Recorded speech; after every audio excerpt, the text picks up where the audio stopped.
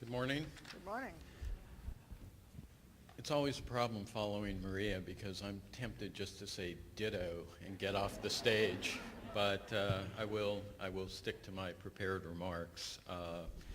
It's indeed a great honor to address this forum on the challenge of delivering effective development assistance in a changing global landscape, characterized by what I like to talk about as democratization of development. I've had the pleasure of partnering with Interaction members for more than 3 decades, from the mid-70s when I was a first tour economic and development officer in the Central African Republic and then the Central African Empire, all the way to the last few years where I've had the pleasure of visiting many of your projects in Egypt and Sudan and Georgia and Peru, Colombia, Haiti, and others. I've learned a lot from this experience.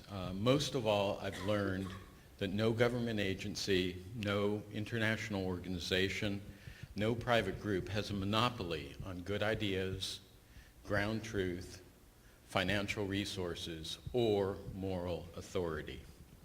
I've admired the professionalism and dedication of your humanitarian recovery and development efforts.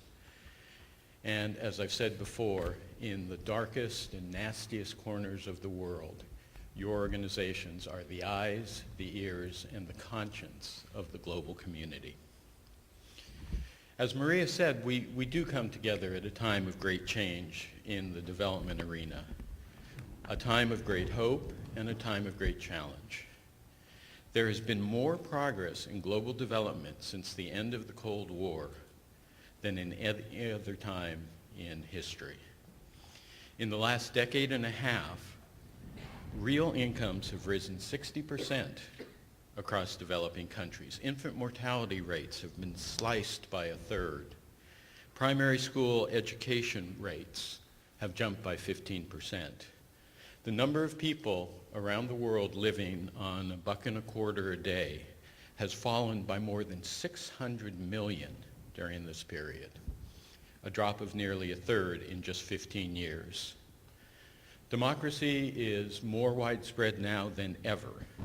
In sub-Saharan Africa alone, in 1989, we had 3 democracies, and now there are more than 20. Never before have so many of our development partners been democracies. Still, as we address the daunting and continuing global challenges of disease, illiteracy, unemployment, corruption, bad governance, food insecurity, climate change, I could go on and on, we know that the world that we're operating in has fundamentally changed. Let me review some of the ways. First, in the development arena, assistance budgets are tighter, and our funders are demanding greater effectiveness, accountability, transparency, and attention to potential corruption. They want us to help countries help themselves to join the ranks of those who are generating their own capital for development, like South Korea, like Brazil, like India. But they're also insisting that we create sustainable country systems to help these countries stand on their own. Second, donor government assistance simply is not the driving force behind development that it once was. In broad terms, our official U.S. government development assistance last year was about $30 billion. Yes, still less than 1% of the federal budget. But by contrast, NGOs, foundations, faith-based organizations, and corporate social responsibility generated and distributed some $36 billion. Another $100 billion is provided by American residents in remittances. And about $1 trillion goes to developing countries in private capital flows. Private capital flows have indeed increased 7-fold over the last decade alone.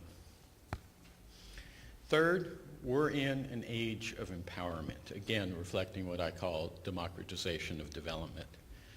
Governments and civil societies in our partner countries no longer accept programs and policies made in America any more than they accept it coming from Brussels or London or Beijing.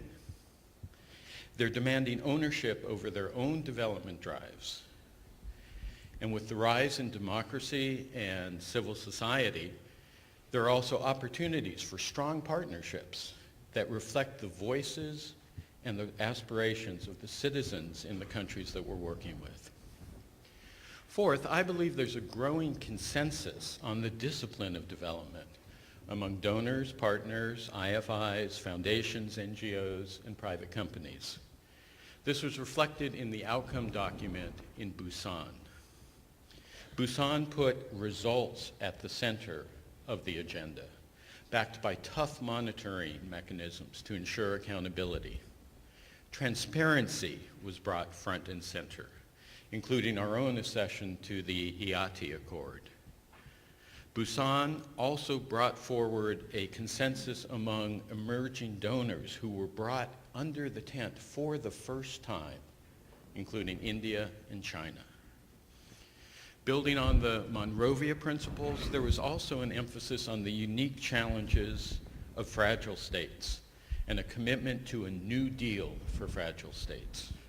We reaffirmed our common commitment to disaster risk reduction, to preparation for disasters, and to building resiliency. Finally, as Maria said, I believe there's a growing focus on inclusive development that addresses marginalized groups, including women, people with disability, the LGBT community, and displaced people. The Arab Spring in particular reminds us that 8 and 10 and 12% growth rates per capita are not enough. They do not build stable societies. Development is a whole of society exercise where all groups have to be planners and implementers and beneficiaries under the watch phrase, nothing about us without us. And the commitment of donors and partners alike to ensure greater space for civil society actors at least gives us a tool in the face of growing restrictions on many NGOs in many developing countries. These broad changes have required new business models for all of us in the development arena. I don't presume to tell you how NGOs should adjust, but at USAID, our response is coming in the form of USAID Forward and its reform agenda. We are indeed reassessing the role of government in development, resulting in a new approach that I think is both more ambitious and more humble than ever before. If official assistance is now scarcer and no longer dominates capital flows to developing countries, we need to focus on areas where governments and ODA have a comparative advantage. And so we're using our convening authority to draw together partners across governments, international institutions, civil society, and the private sector. We're making strategic investments that, frankly, leverage other people's money, including by reducing risk factors. We're adopting a coherent package of aid and trade and investment that works with partner countries to reduce barriers to investment, that ease trade barriers and restrictions, that promote local tax capabilities, and that build infrastructure. Indeed, this is the driving force behind President Obama's Partnership for Growth program, which is going beyond aid to identify the constraints to growth in countries like El Salvador and the Philippines and Tanzania and Ghana. We're also taking a new look at public-private partnerships and developing rigorous standards for their results and accountability. We can no longer simply slap a public-private partnership label on any government interaction with the private sector and all of a sudden make it immune to tough standards of accountability. As a community, we're reviewing the best practices of the 1,200 or so partnerships in which the U.S. government has engaged. And our forthcoming food security initiative at the G8 summit in May and the Child Survival Summit in June are drawing on this review. We're also applying tough new standards of focus and selectivity. As we've said, in this era where resources are strict, we're not in Lake Wobegon anymore. Not all children are above average. So we're concentrating our efforts with depth and scale on food security, on global health, on climate change, democracy and governance, economic growth, and humanitarian assistance. We're sharpening our tools of accountability, adopting a gold standard for monitoring and evaluation. But at the same time, we have to be prepared to take calculated risks in this new world.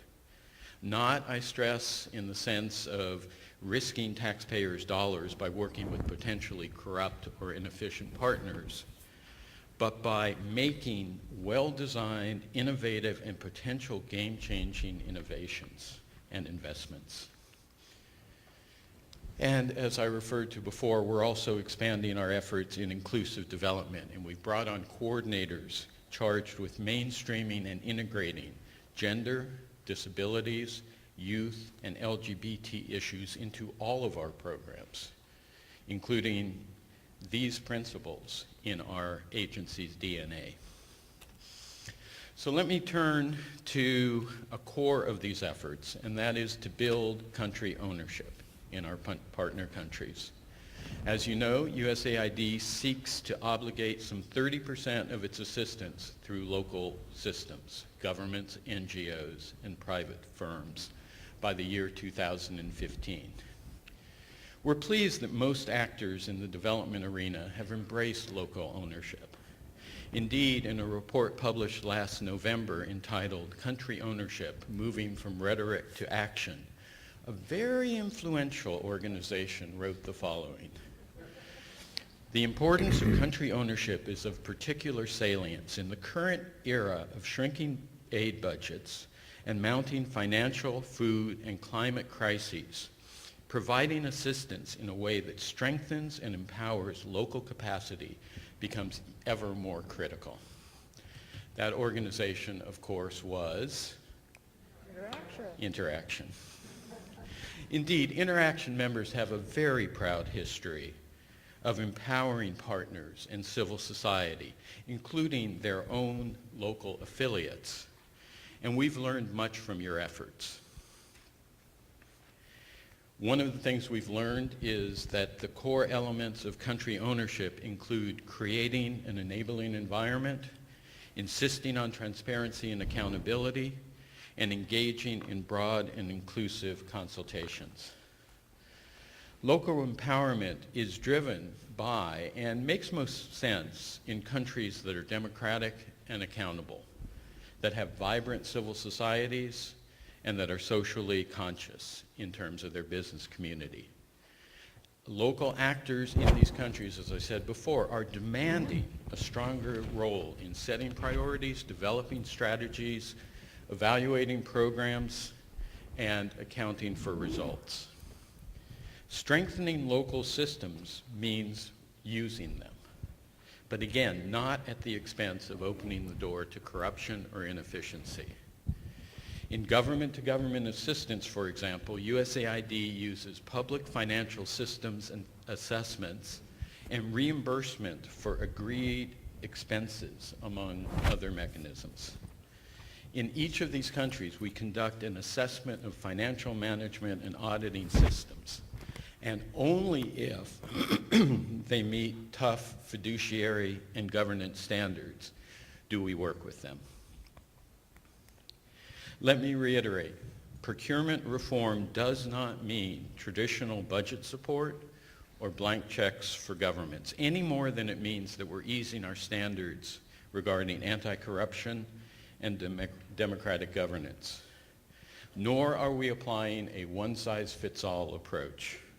The 30% figure that I cited earlier is a global target for all local systems, governments, NGOs, and the private sector, and we recognize that each situation is different.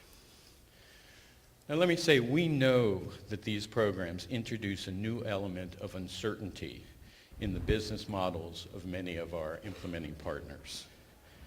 This comes at a time when you yourselves are adjusting and adapting to the very same global changes that prompted our changed behavior. So let me make two pledges to you. First, USAID will consult on a regular basis with you, individually and collectively, to learn from your experiences, to ensure that programs draw on the ground truths you provide, and to address any unintended consequences that you identify. As you may know, our collective success in Busan was based in large part on the consultations that we had with Interaction in June, in August, in September, in October, and November of last year, and the participation of Sam Worthington on the official U.S. delegation. So let's use that as a model in this area as well. Second, I pledge to you that USAID will make every effort to implement these policies on a consistent basis around the world and to harmonize our efforts with other U.S. government agencies. In your country membership report last November, you said that implementing partners need, and I quote, a clear definition of inclusive country ownership supported by operational guidance and accountability mechanisms. I'll sound like Chevron. We agree. Indeed, you have a right to expect predictable, transparent behavior from my agency. USAID is a highly decentralized multinational with 100 subsidiaries all around the world, and there will indeed be inconsistencies and misinterpretations. But bring these to our attention and we'll address them together. In conclusion, the changes I've described here are essential to ensuring that we'll continue to get the public support we collectively need. If we can show our taxpayers and your private donors alike that we know what we're doing, that we're producing measurable and sustainable results, and that we're channeling their resources through a modern development enterprise, they'll continue to support us. Because ultimately, I think the American people get it. They know that prosperity and human security around the world is in our national interest. It's in our national security interest because stable, prosperous countries are less likely to traffic in arms and drugs and people. They don't send off large numbers of refugees across borders or across oceans. They don't serve as hosts for pirates or terrorists. They don't incubate pandemic diseases, and they do not require American troops on the ground. Development's also in our economic interest. Growth in developing countries will be the primary market for American exports and the creation of American jobs over the next decade. Indeed, most of our fastest growing export markets are in former aid recipient countries. But finally, the American people want us to project our values abroad. They want to live in a world that's peaceful, that's prosperous, it's democratic, respectful of human rights, and respectful of human dignity. In a changing global landscape, the generosity and humanitarian spirit of the American people is one thing that has not changed. Thank you.